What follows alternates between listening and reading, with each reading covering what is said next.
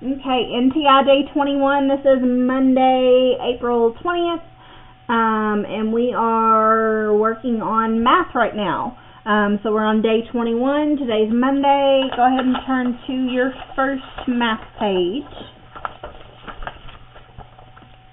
So this week and next week, you're going to see a lot of things in math that some of it we have done a little bit of. We did do a couple of lessons with line plots earlier in the year.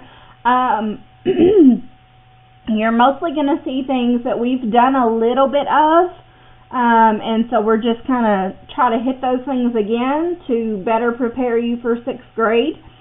And then also you're going to see a few new things like last week was new.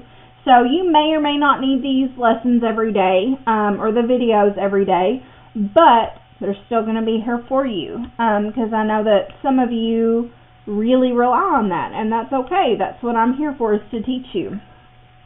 Okay, so line plots. Line plots are a way that we can represent data.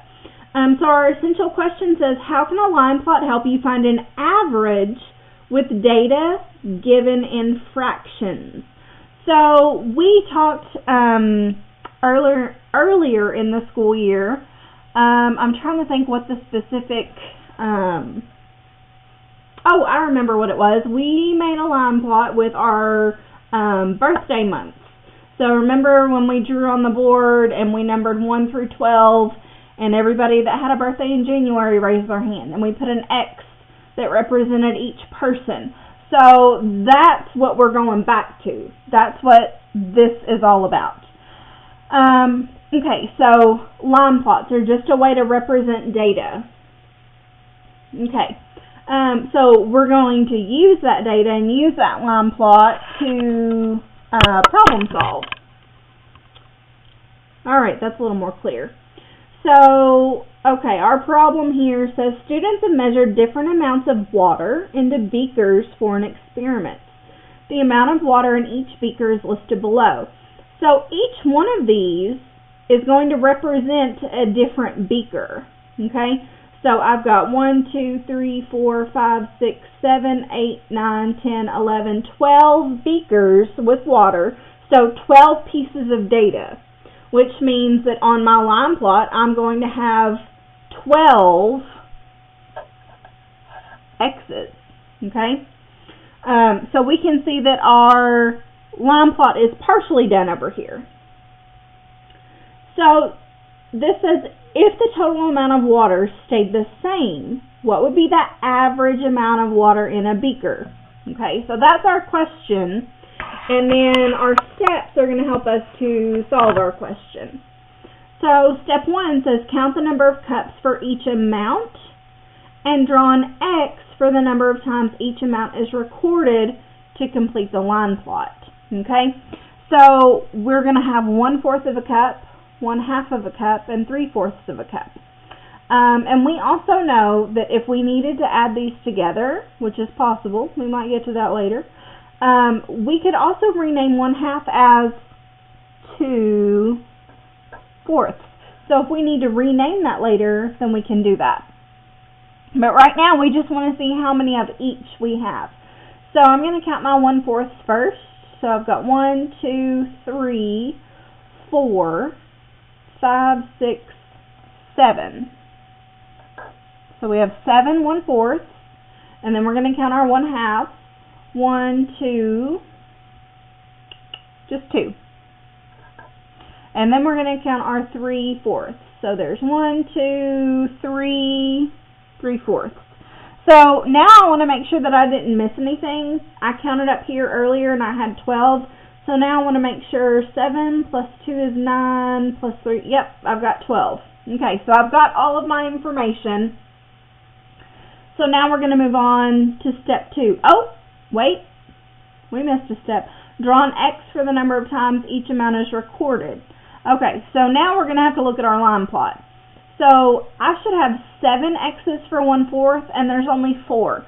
So we're going to add 3 more. And then for our 1/2, we need 2 X's. And for 3/4, we need 3 X's.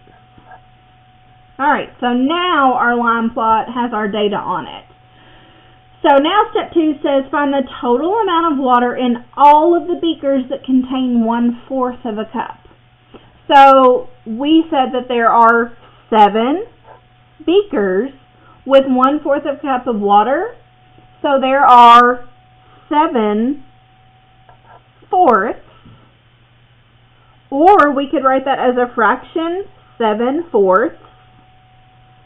And then we could also turn that into a mixed number by taking away our whole. So we know that 7/4 has a whole of 4/4 in it. And 7/4 minus 4/4 leaves us with 3/4. So from our 1/4 cups, we have a total of 1 3/4 cups of water. Okay. Find the total amount of water in all the beakers that contain 1/2 of a cup. Okay, well, that's pretty easy. I've only got 2 of those. So there's 2 beakers with 1/2 of a cup of water. So that means that there are 2 halves, or 2/2. And we know that anytime our fraction has the same numerator and denominator, that's equal to 1 whole. Just like up here when we said that we could take 4/4 away from 7/4 and make 1 whole, our 2/2 is equal to 1 whole cup. Okay, so now step 4, we want to know how much total water is in our 3/4 cups.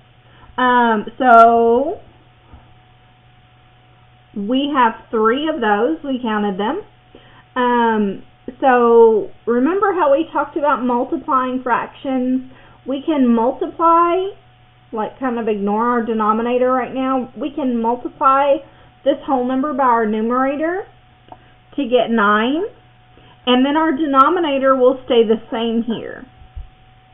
So if we want to know how many whole cups and what fractional part are left over, then we're going to see how many groups of 4 we can get from 9.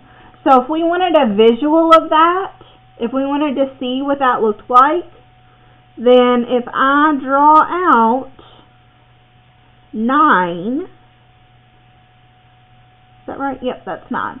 And I want to know how many groups of 4 I have. Well, here's 1, and here's 2. So we have 2 whole cups and 1 out of 4 left over. So 2 and 1/4. So now we want to add to find the total amount of water in all of the beakers. So luckily, we have a common denominator here, so we don't have to change anything about that. So remember, we have to add our like terms together, which means that we can add our whole numbers and we can add our fractions. So 1 plus 1 plus 2 is 4, and 3/4 plus 1/4 is 4/4, which we know is equal to 5 wholes. So we're talking about 5 whole cups of water. And step 6 is to divide the sum you found in step 5 by the number of beakers to find the average. Okay? So if we're finding an average, then we're adding all those amounts together and dividing by how many are in the set. So how many pieces of data we have. So we found out that we have 5 whole cups of water, and we're going to divide it by 12 because that's how many X's we had. That's how many pieces of data that we had. So 5 divided by 12 is going to be the same as 5/12.